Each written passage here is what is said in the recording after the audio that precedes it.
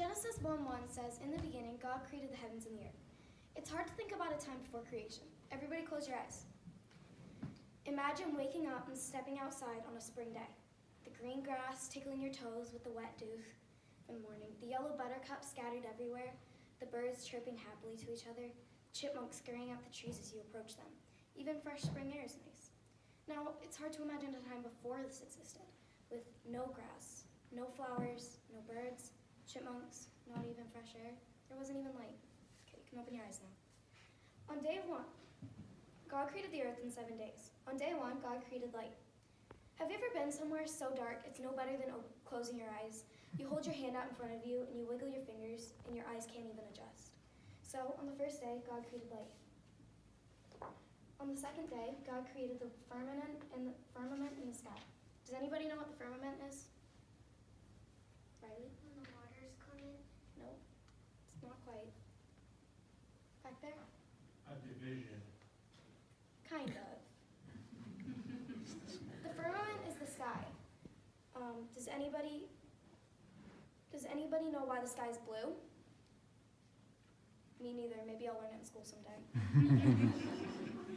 On day 3, God created dry land, along with plains, valleys, mountains, and deserts. Me and my family normally climb a mountain in the summer. He also created plants like trees with apples, pears, and oranges, bushes like raspberries, blueberries, and rose bushes, and food like cucumbers, corn, tomatoes, and potatoes. On day 4, God created the sun, moon, and stars. The sun gives us warmth and beautiful sunrises and sunsets, sometimes pink, maybe red or orange. The moon gives us cheese. And some people just call it the big nightlight. The stars, they're countless. They've got constellations which can be a game in the car. First to spot the Big Dipper, the Little Dipper, maybe Orion. On day 5, God created the birds and the fish. Have you ever watched Finding Nemo? God created the orange clownfish like Nemo, the totally gnarly sea turtles, the bouncy jellyfish, and hungry sharks like Bruce. Does anybody else remember a big fish with a big appetite? Whale.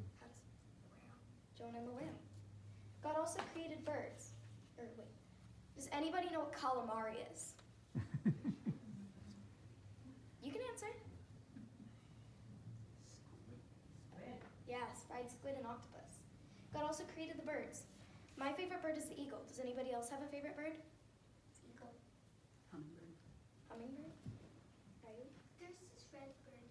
It's similar to a blue jay, but it's A cardinal? Yeah. Yeah. Sophie? Robin. Bella? Chickadee.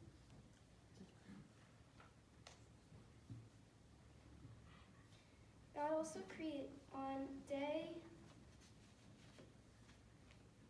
day 6, God created the animals. My favorite animal personally is another bird. It's an owl. I really like the owl. Does anybody else have a favorite bird they see animal they see on here? Emma? Panda. Panda.